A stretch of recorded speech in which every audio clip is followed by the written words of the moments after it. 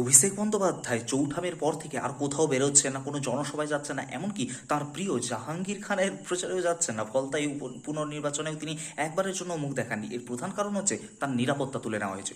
এর আগে যে 2,500 পুলিশ তাকে ঘিরে থাকতো, যে জেড প্লাস সিকিউরিটি এবং তার থেকেও অতিরিক্ত এক ধরনের সিকিউরিটি তিনি অঘোষিতভাবে পেতেন, ডনের মতো ঘোরাফেরা করতেন, সেসব এখন উঠিয়ে নেওয়া হয়েছে। কনভয়ও নেই, পুলিশ নিরাপত্তাও নেই, জেড প্লাস সিকিউরিটি তুলে নেওয়া হয়েছে।